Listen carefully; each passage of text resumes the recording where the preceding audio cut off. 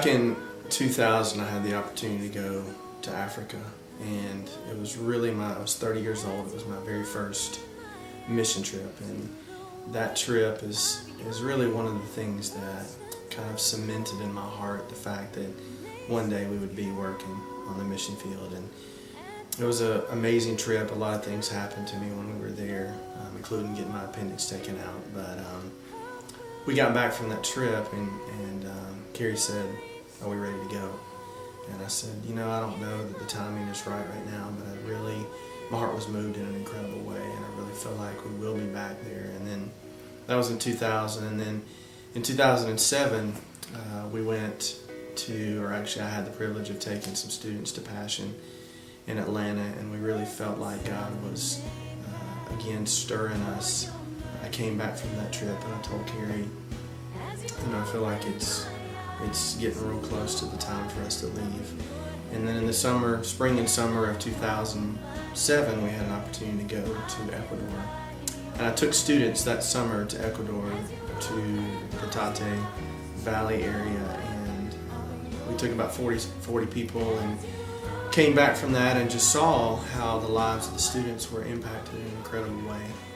And I came home and I told Keri, I said, "Keri, I would love to do that. I'd love to have the opportunity to every summer take students to some country to on an international trip." I just saw the impact that it made in their lives, and I would love to be able to do that. This is the thing that we want to do. And so Next contacted us, and we just felt like, hey, this would be a great partnership.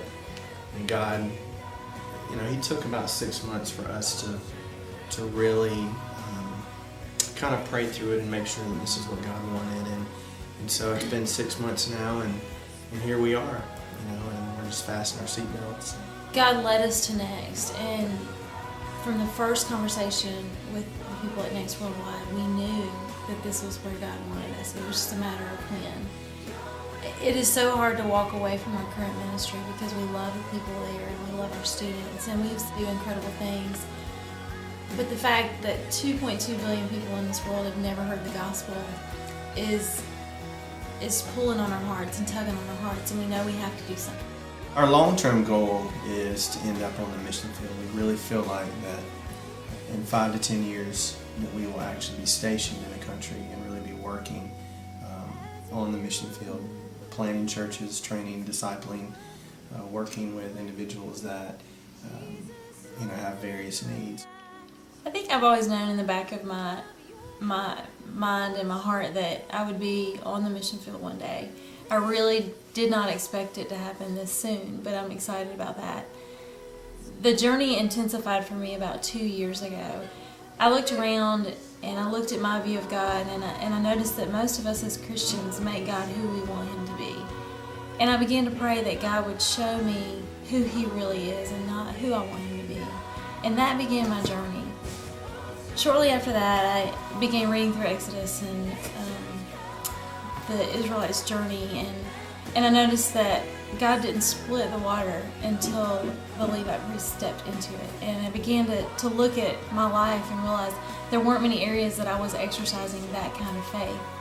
And I began to ask God to show me how I could do that more and more. I began to ask Him how to show me how to live with reckless abandonment for Him, just forget the comfortableness of my life and put it all out there and do whatever He asked me to do. And 3 months into this journey, I found out that Ron was doing the same things in his quiet time, and we really began to hunger at that point, and hunger for the lost people in our community, but also in the world. We began to realize how comfortable we really are. Francis Chan says in his book is that we need to live in such a way, at least by faith, that we need to live in a way that if God doesn't show up, we'll be in trouble. And that's kind of what we want our lives to be marked by, that we want to be men and women of faith, a family of faith, making sure that we put everything we can into really believing that God is going to lead and guide and direct us.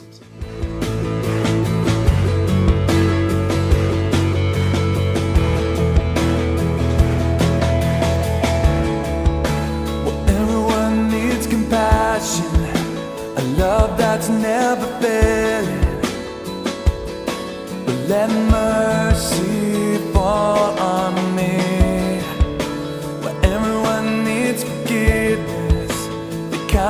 promise of the Savior,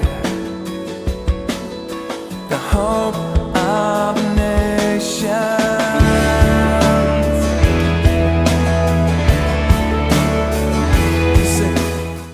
Excites me, I think, as well, is the fact that we're using students to plant churches.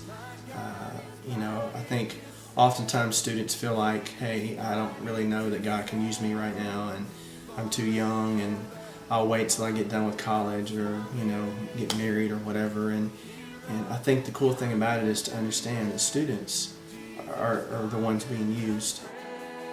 We are praying that God will raise up a team to support us, a team of both people who are willing to pray, because we cannot do God's work effectively without a daily prayer support team, but also a team of people who are willing to give financially to this ministry.